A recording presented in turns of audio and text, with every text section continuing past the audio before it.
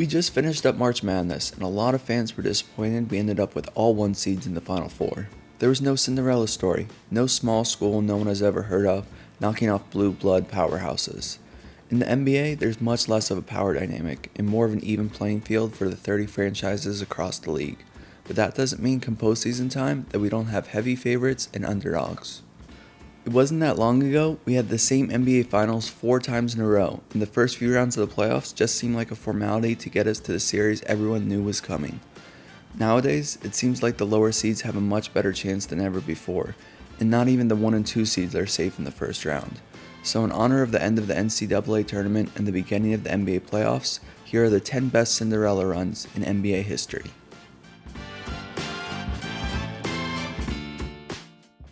Here's the criteria I went off of for ranking the list. I look at the team's regular season record and their playoff seed, the recent history of their franchise, who their star players were, and then also valued the quality of the teams they were able to upset throughout their playoff run. A few rules for the list. I only consider teams that made at least the conference finals. Winning one playoff series is more of an upset and not a Cinderella run. Also, no 50-win teams or top 3 seeds will show up on this list. First, a couple honorable mentions. The 69 Celtics and 95 Rockets didn't have a great regular season and had an uphill battle on their way to their titles. But they were both defending champions, so I couldn't put them on a list of Cinderellas. At number 10, the 2024 Indiana Pacers, who went 47-35 and finished 6th in the East. Going into the 2024 playoffs, the Celtics were a heavy favorite to come out of the Eastern Conference after winning 64 games in the regular season, so it was no surprise they made the conference finals. On the other side of the bracket, you had the New York Knicks team led by Jalen Brunson, a Philly team with reigning MVP Joel Embiid and also an all-star in Tyrese Maxey, the Bucks with Giannis and Dame, and then finally a Pacers team who had just barely avoided the play-in due to a tiebreaker. If you asked someone a few weeks before the playoffs, they probably would have been the last pick to still be alive after 2 rounds, but the Pacers would catch a break as Giannis would enter the playoffs hurt and end up missing the entire first round series. Dame would also miss 2 games in the series, so this wasn't a huge upset considering how injured the Bucks were. In the second round, they faced up against a Knicks team that was 2-1 favorites against them. Indiana would win the series in 7 games, even winning Game 7 on the Knicks' home floor in Madison Square Garden.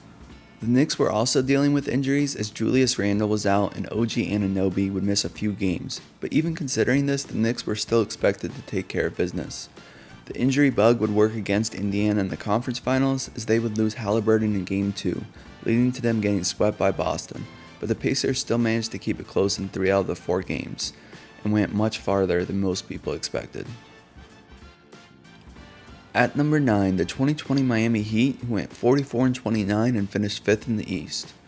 After missing the playoffs in 2019, the Heat rebuilt their roster, bringing in All-Star Jimmy Butler and drafting Tyler Hero. Bam Adebayo was in his 3rd season, and the team had a mix of talented young players, veterans, and a couple unproven undrafted guys. The 2020 season was shortened due to COVID, and if the season had went 82 games, the Heat could have broken our 50-game rule, but technically they were only on pace to win 49.42 games, so I'm going to round down and put them on the list.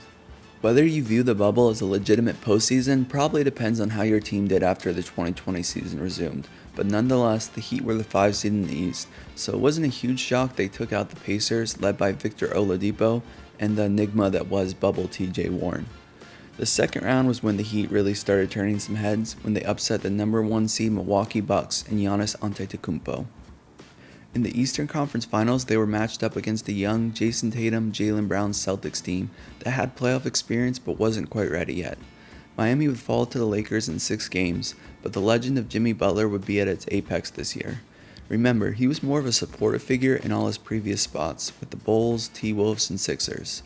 This year was the first time he was a star of a team, and he didn't disappoint, averaging 26, 8, and 10 in the finals and bringing a 5 seed within 2 wins of a championship. At number 8, the 2021 Atlanta Hawks went 41-31 and finished 5th in the East. This Hawks team doesn't look like a team that would make a conference finals, at least not on paper. Trae Young was just in his 3rd season, and the next 2 best players on his team were probably John Collins and Clint Capella. Halfway through the 2020-2021 season, the Hawks were just 14-20 and would fire coach Lloyd Pierce and replace him with Nate McMillan. This would lead to a second half turnaround and they would grab the 5 seed. I guess firing a coach midseason can lead to a deep playoff run. Trae Young would become villain number 1 in New York, but Atlanta would move past the D. Rose Julius Randle Knicks. In the second round, the Hawks would come back from down 3-1 against the 1-seed Sixers. It may not seem that impressive now, knowing everything that would happen with Philly and their stars, but that was still the number 1 regular season team in the East that had 2 all-star players. The Hawks would run out of steam in the Eastern Conference Finals, and unfortunately, this may be the apex of Trae Young's playoff career. But hey, for the next 12 months, Hawks fans would have something to use in their Luka Doncic-Trae Young debates. At number 7, the 1978 Seattle SuperSonics, who went 47-35, good for 4th in the West. This was only the 11th year the Sonics had been a franchise, and in that time, they had only won 1 playoff series so far. By 78, they had assembled a decent roster with Fred Brown and a nice collection of young players including Dennis Johnson, Gus Williams, Marvin Webster, and Jack Sikma, who were all in their first 3 seasons in the league. In the first round, Seattle would take out the best player in the league, beating Kareem Abdul-Jabbar's Lakers. In the second round, they would beat the defending champion Portland Trail Blazers in a battle of the Pacific Northwest teams. Side note, the MVP Bill Walton would get hurt in Game 2, and him and the Blazers would never be the same. In the conference finals, Seattle would take out more Hall of Famers, beating David Thompson, Dan Issel, and the rest of the Denver Nuggets.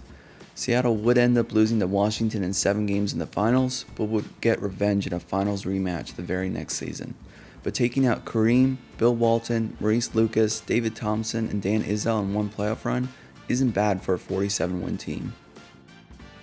At number 6, the 1984 Phoenix Suns, who went 41-41, good for 6th in the West. The worst record on the list so far, the Suns would go just 500 during the regular season. With a trio of Larry Nance, Walter Davis, and Maurice Lucas, the Suns would beat a Portland team led by Jim Paxson, Michael Thompson, and with a rookie Clyde Drexler in the first round. In round number 2, they would take out the NBA scoring champ Adrian Dantley and the Utah Jazz. Even though they took out the number 2 and number 3 seeds, neither the Blazers or Jazz would top 50 wins. The West was weak this year, and outside the Lakers, all the top teams were in the East. The Suns would win 2 games against the dominant Los Angeles team in the Western Conference Finals before their run would come to an end. At number 5, the 1981 Kansas City Kings, who would go 40-42, finishing 5th in the West. So in modern times, NBA fans know the Sacramento Kings as a sad NBA franchise who tortures their own fans. But back then, the Kansas City Kings were a sad NBA franchise who tortured their own fans.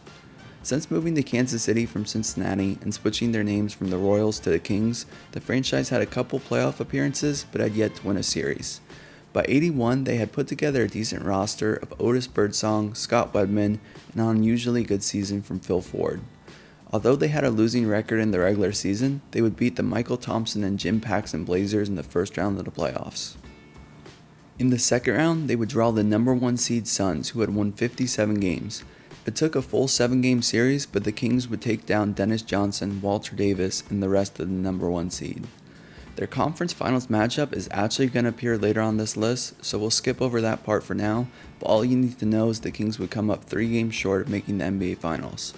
This was one of only 2 conference finals appearances the team has made in 53 years of calling themselves the Kings, proving if the NBA did have mid-majors, Sacramento would definitely be one of them. At number 4, the 1987 Seattle SuperSonics, going 39-43 and finishing 7th in the West. Seattle wins the worst record on this list, and you may wonder who was on the 87 Sonics. It was after the 79 finals team of Sikma, Williams, and Johnson, and before the 90s era of Gary Payton and Sean Kemp. This Sonics team had 3 players averaging 20-plus points a game. Dale Ellis, Xavier McDaniel, and Tom Chambers led the way for them and helped them beat a 55-win Mavericks team with Ronaldo Blackman and Mark Aguirre. After taking down the 2 seed, they would get matched up with Hakeem Olajuwon, Ralph Sampson, and the rest of the Rockets, who were coming off a finals appearance in the year prior. This would be the last playoffs for the Twin Towers era in Houston, as Seattle would beat them in 6 games. By the time the conference finals came around, the clock had struck midnight, and the Cinderella run of the Sonics came to an end, as they would get swept by the eventual champion Lakers. At number 3, the 2023 Miami Heat, who would go 44-38, being the 8th seed in the East. At first I thought this Miami run would either be number 1 or number 2. They were an 8th seed that made the NBA Finals. Here's the reason Miami isn't ranked higher. 1. They had made the finals 3 years earlier with pretty much the same core players. Number 2. They weren't a terrible regular season team. They won 44 games, which was actually good for the 7th best record in the Eastern Conference, but they would lose the first playing game against the Hawks, dropping them down to number 8 and matching them up against a 58-win Milwaukee team. The first game of the series would throw a wrench into what we thought the playoffs were going to be. Giannis would take a hard fall and be out for several games. Meanwhile, Tyler Hero would also get hurt, breaking his right hand and missing the rest of the playoffs. Even with Giannis playing games 4 and 5, Jimmy Butler and the Heat would catch fire and knock off the Bucks as a 1 seed once again. The second round would see them beat Jalen Brunson, Julius Randle, and the New York Knicks. And in the conference finals, the Heat would embarrass the defending Eastern Conference champ Celtics, going up 3-0 and absolutely blowing them out in Game 3. The Celtics would win the next 3 and almost be the first team to come back from a 3-1 deficit, but Miami would save face and win Game 7. The NBA Finals against the Nuggets was a bit of a letdown, as the Heat didn't have much left in the tank and would lose in 5 games, not putting up much of a fight. At number 2, the 1999 New York Knicks, who went 27-23, finishing 8th in the East. This was a lockout year, which is why they only played 50 games. The Knicks were led by a 36-year-old aging Patrick Ewing, with a collection of good players around him like Allen Houston, Larry Johnson, Latrell Sprewell, and Marcus Camby. In the first round, they would beat the number 1 seed Heat with Alonzo Mourning and Tim Hardaway. Keep in mind the records of these two teams. The Heat were 33-17 and the Knicks were 27-23, so only a 6-game difference between a 1-8 matchup isn't what we're used to. They would go on to beat Atlanta in round 2 with Steve Smith, Mookie Blaylock, and Dikembe Mutombo. In Game 2 of the Eastern Conference Finals against the Pacers, Patrick Ewing would tear his Achilles and it looked like the Knicks were done. But turns out, they weren't. New York would win 3 of the next 4 games and move on to the NBA Finals. The Pacers team may not have had that one iconic star, depending on how you feel about Reggie Miller, but this was still a stacked roster, with guys like Rick Smits, Mark Jackson, Jalen Rose, Antonio Davis, Dale Davis, and an aging Chris Mullin. In the finals, New York would run into Tim Duncan, David Robinson, and the San Antonio Spurs, and would lose in 5 games, but how many 8 seeds can lose a Hall of Fame player and still make a finals run? At number 1, the 1981 Houston Rockets, who went 40-42, finishing 6th in the West. The mystery team from 1981, the Rockets finished the regular season with a losing record and were the last team to get a playoff spot. Back in 81, the NBA still had a 16 playoff format for both conferences, and Houston was only 1 game up on Golden State and almost missed the playoffs entirely. In the first round, Moses Malone and the Rockets were matched up against Kareem, Magic, and the Los Angeles Lakers. It was only a 3-game first-round series back then, but Houston still shocked the league by taking out the defending champs. In the second round, they would face another 50-win team, this time led by Iceman George Gervin. It would take 7 games, but Houston would move on to the conference finals. It was 2 sub-500 teams representing the West, as you already heard the story about the 81 Kings. In the NBA Finals, the Rockets would meet a young Larry Bird and the Celtics.